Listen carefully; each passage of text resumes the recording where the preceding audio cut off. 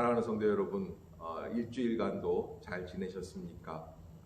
여러분의 가정에 평안과 위로와 감사가 넘쳐날 수 있기를 주의 이름으로 축복합니다. 코로나 바이러스로 인하여서 벌써 3주째 우리가 영상으로 예배를 드리는데 온 가족이 함께 모여서 하나님 앞에서 영과 진리로 또 진실한 마음으로 예배에 임할 수 있기를 주의 이름으로 부탁드리겠습니다. 우리 다 같이 묵도하심으로 3월 15일 셋째 주일 주일 오전 예배 하나님께 드리도록 하겠습니다. 여호와는 위대하시니 우리 하나님의 성 거룩한 산에서 극진히 찬양 받으시리로다. 터가 높고 아름다워 온 세계가 즐거워하며 큰 왕의 성 곧 북방에 있는 시온산이 그러하도다. 하나님은 영이시니 예배하는 자가 영과 진리로 예배하리로다. 아멘. 찬양과 영광을 받으시기에 합당하신 주 여호와 하나님 아버지, 새날 새주일을 허락하여 주시고 온 가족이 함께 모여 영상으로 예배하게 하여 주심을 감사드립니다. 마땅히 성전에 나와 예배하여야 하건만 우리의 연약함으로 각 가정에서 혹은 다른 처소에서 예배드리게 되었습니다. 주여, 우리를 불쌍히 여겨 주시옵소서. 우리 교회를 불쌍히 여겨 주시고 우리 나라를 불쌍히 여겨 주시고 전 세계를 불쌍히 여겨 주시옵소서. 특별히 코로나 바이러스로 온 세계가 두려움과 공포 가운데 있사오니 우리의 심령을 새롭게 하여 주옵소서. 이제 예배하는 모든 성도들의 심령 위에 하늘의 능력을 회복시켜 주시어 진정한 치유와 기쁨과 감사가 넘치는 복된 주일 되게 하여 주옵소서. 예수님의 이름으로 간절히 기원드리옵나이다. 아멘. 다 같이 사도신경으로 신앙을 고백하겠습니다.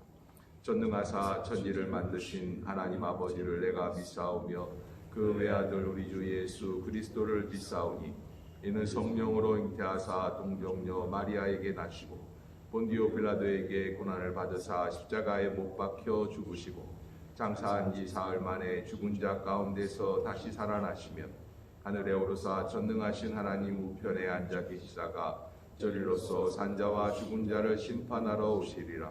성령을 믿사오며 거룩한 공예와 성도가 서로 교통하는 것과 죄를 사하여 주시는 것과 몸이 다시 사는 것과 영원히 사는 것을 믿사옵나이다. 아멘.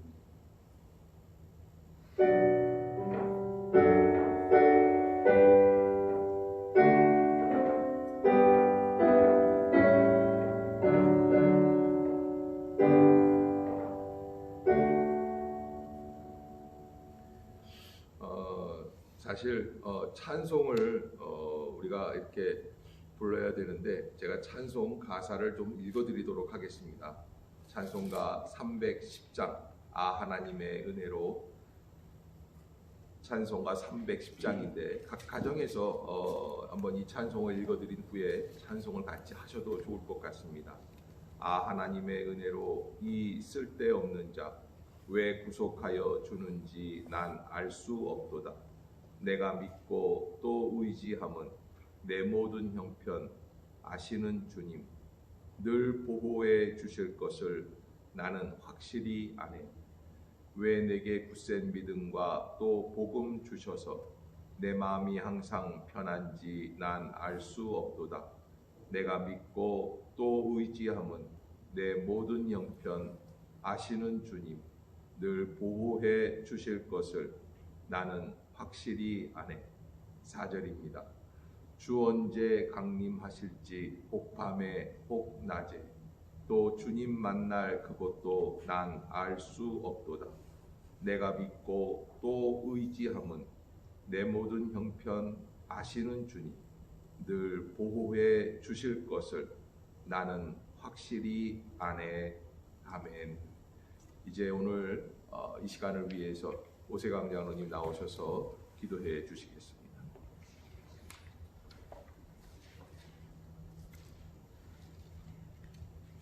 온 우주 만물을 창조하시고 운행 질서를 주관하시는 하나님 아버지, 춥고 긴 겨울이 물러가고 만물이 소생하는 새 봄을 주시니 감사드립니다. 그동안 수많은 고난과 역경 속에서도 우리를 지켜 보호하여 주시고 여기까지 인도하여 주신 은혜를 감사드립니다. 주께서 친히 육신의 몸을 입고 이 땅에 오셔서 우리의 죄를 대신하여 죽으신 뒤 다시 살아나심으로 우리에게 부활 영생의 소망을 주심에 한없는 감사와 찬양을 드립니다. 우리의 모든 형편을 아시는 주님, 요즘 사상 초유의 신종 전염병으로 온 세상 사람들이 불안과 공포에 떨고 있습니다. 전염병이 급속히 확산되어 병으로 고통받는 사람이 많아지고 죽어가는 사람의 수도 증가하고 있습니다. 어린이집부터 대학에 이르기까지 각급 학교의 개학이 연기되었고 생활터전의 문을 닫거나 제한적인 영업을 함으로써 하루하루 살기가 어려운 이웃들이 많이 생겨나고 있습니다. 복지관, 경로당, 여행, 스포츠, 문화예술 모든 영예의 활동이 대부분 중단되었고 교회 예배를 온라인이나 녹화 영상 예배를 드리고 있습니다. 생전 처음 겪어보는 이러한 일들이 왜 일어나고 있는 것인지 주께서 우리에게 왜 이러한 시련을 주시는지 알 수가 없습니다.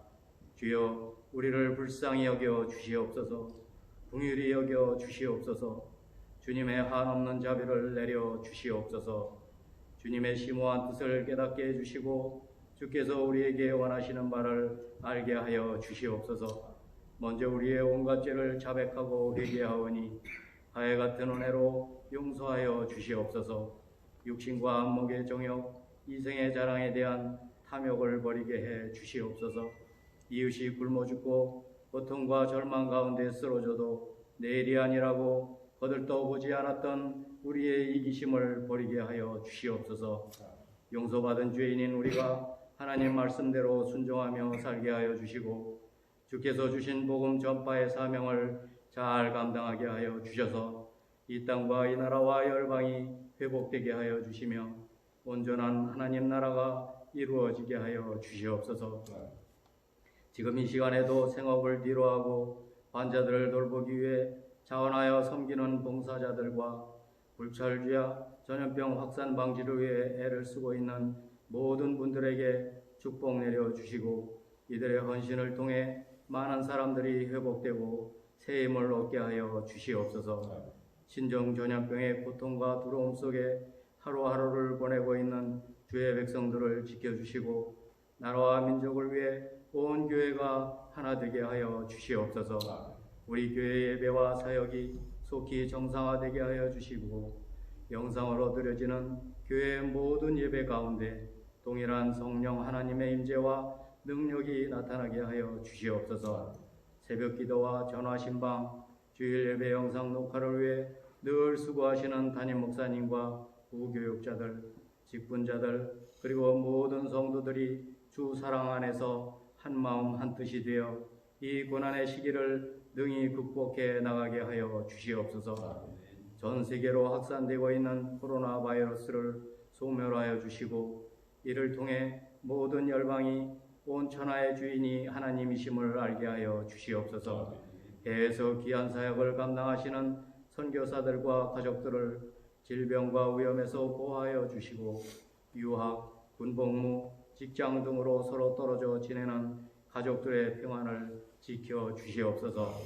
언제나 신실하신 주님, 이번 사순절 기간이 예수 십자가를 통한 주님의 한없는 사랑을 다시 한 번 더 깊이 묵상할 수 있는 시간이 되게 하여 주시옵고 이제 말씀을 전하실 담임 목사님께 하나님의 영을 가득 부어 주시어 풍성한 생명의 양식을 풍부하게 하여 주시며 말씀을 듣는 우리 모두가 새 힘을 얻어 이 험악한 세상에서 승리하는 삶을 살아내게 하여 주시옵소서. 부활 승천하신 대로 이 땅에 다시 오시어 온전한 하나님 나라를 완성하실 예수 그리스도의 이름으로 간절히 기도드려 싸움나이다. 아멘.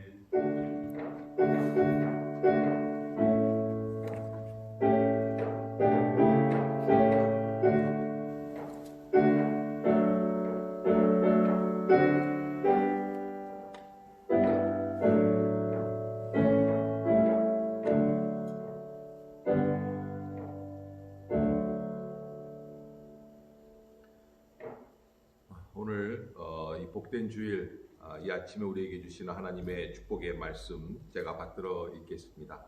이 말씀 읽는 중에 하나님의 살아계신 계시의 음성을 들으시는 우리 모두가 될 수 있기를 주의 이름으로 부탁합니다. 제가 읽겠습니다. 내가 여호와를 시편 34편 1절로 8절입니다.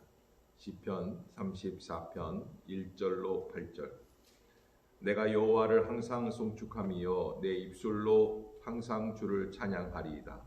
내 영혼이 주를 자랑하리니 곤고한 자들이 이를 듣고 기뻐하리로다. 나와 함께 여호와를 광대하시다 하며 함께 그의 이름을 높이세. 내가 여호와께 간구하매 내게 응답하시고 내 모든 두려움에서 나를 건지셨도다. 그들이 주를 앙망하고 광채를 내었으니 그들의 얼굴은 부끄럽지 아니하리로다. 이 곤고한 자가 부르짖음에 여호와께서 들으시고 그의 모든 환난에서 구원하셨도다. 여호와의 천사가 주를 경외하는 자를 둘러 진치고 그들을 건지시는도다. 너희는 여호와의 선하심을 맛보아 알지어다. 그에게 피하는 자는 복이 있도다. 아멘. 이 시간 이번 주에는 우리 김정희 자매가 나오셔서 하나님께 찬양으로 영광 돌리겠습니다. 여기 일로 오지. 여기서.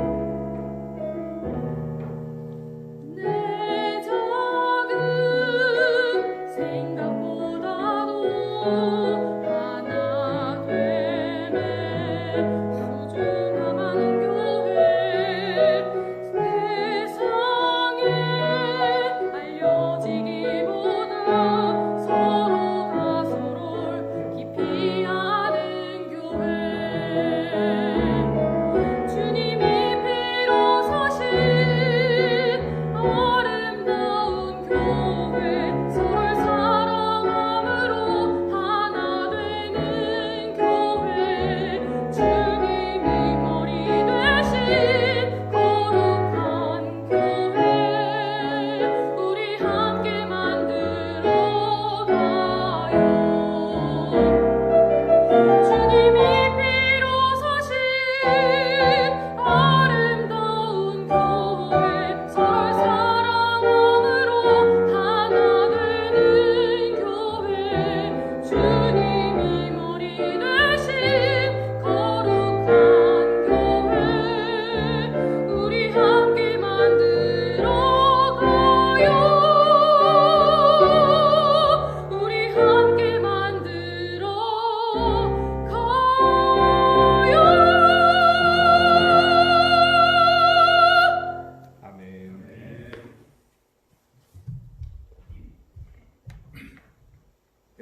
귀한 찬양 하나님이 기뻐 받아 주시는 줄로 믿습니다. 감사합니다.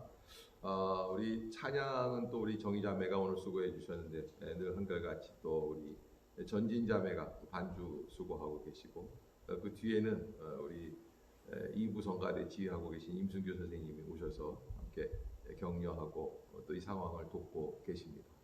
모든 분들에게 감사를 드립니다.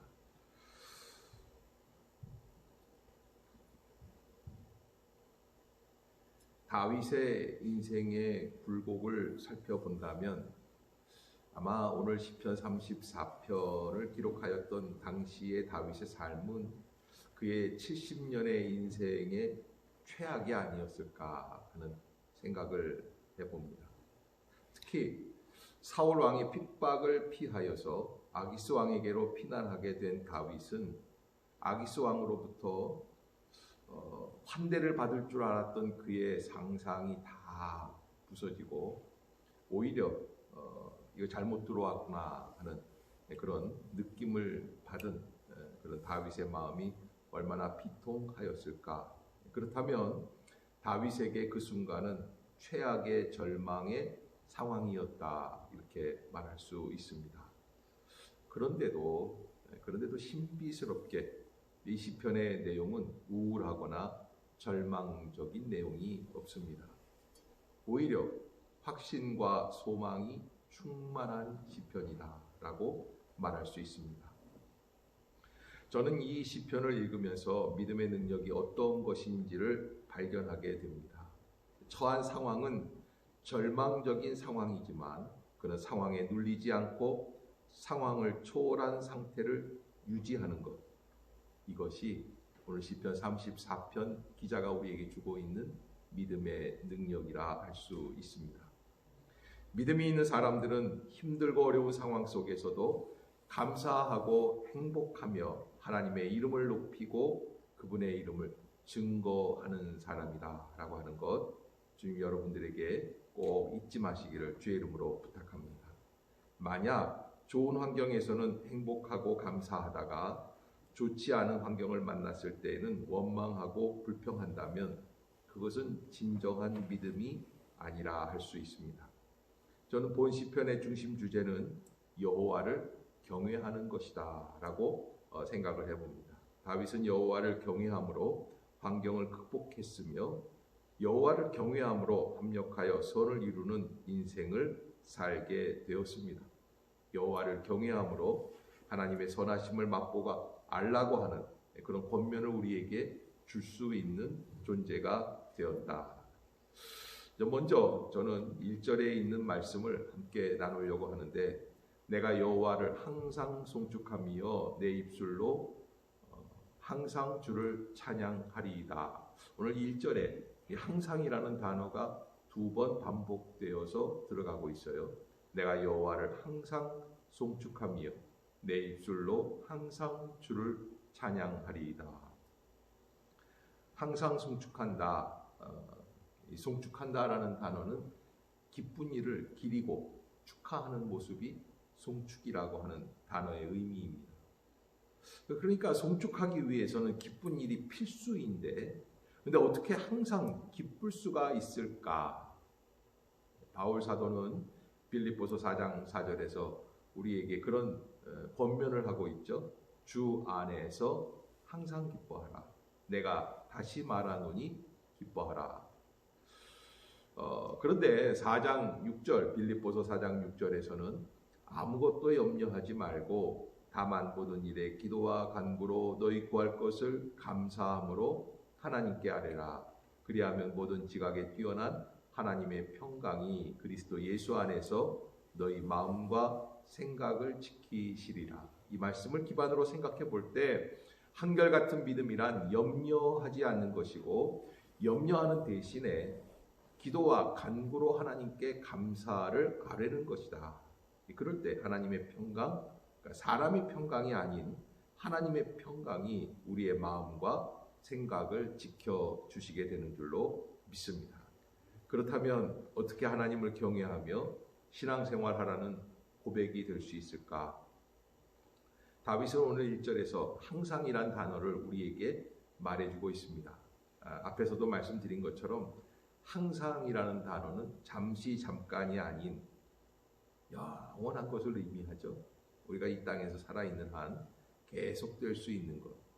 이것은 인생의 철학이라고 말할 수 있고 삶을 살아내는 방식, 또 태도, 자세를 의미한다 이렇게 말할 수 있습니다. 어느 배우를 남편으로 둔 아내가 TV에서 나와 인터뷰를 합니다. 남편이 배우이니 얼마나 재미있게 살겠습니까? 부러워할 때마다 그 아내는 심각한 표정을 짓는다고 말하더라고요. 남편은 밖에서는 희극 배우지만 집에서는 비극 배우가 됩니다. 저는 의미 있는 얘기라고 생각을 합니다. 그런데 여러분, 신앙인 가운데서도 교회 안에서는 믿음이 넘쳐나는 희극인이 되지만 교회 문 밖을 나갈 때 불신으로 가득 찬 비극인이 되는 사람들도 있을 수 있다는 것을 한번 생각해 보시기를 바랍니다. 하나님께서는 한결같은 사람들을 통하여 그들의 앞날을 열어가고 계신다. 그래서 이사야서 26장 3절 말씀에 주께서 심지가 견고한 자를 평강에서 평강으로 지키시리니 아멘.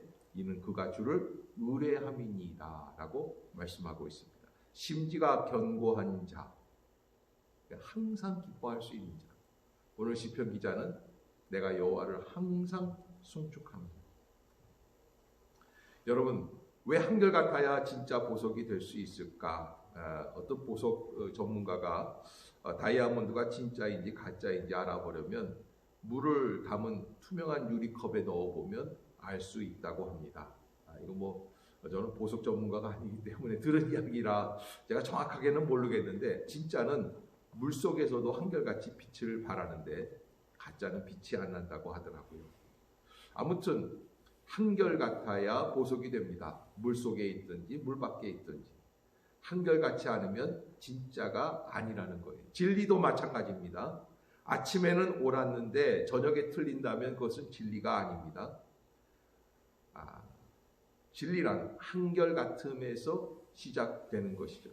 그래서 오늘 시편 기자는 한결같은 믿음을 결단하는 고백, 내가 여호와를 항상 송축하며 내 입술로 항상 주를 찬양하리이다. 우리에게 한결같은 진리 되신 하나님을 믿는 신앙인답게 살자 권면하고 있는 것을 보게 됩니다.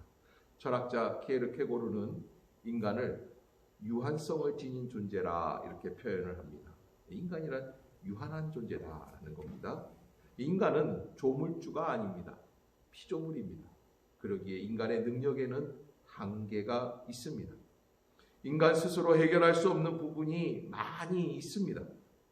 이런 한계를 지닌 존재이기에 어떻게 살아가야 할까? 바로 온전하신 하나님을 바라보는 신앙생활을 해야 합니다. 온전하신 하나님을 바라보는 신앙생활이란 무엇일까?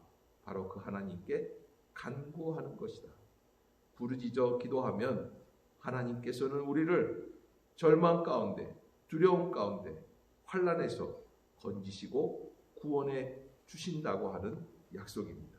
예레미야 33장 3절에서 이를 행하시는 여호와, 그것을 만들며 성취하시는 여호와, 그의 이름을 여호와라 하는 이가 이와 같이 이르시되 너는 내게 부르짖으라 내가 내게 응답하겠고 내가 알지 못하는 크고 은밀한 일을 내게 보이리라 약속해 주셨습니다.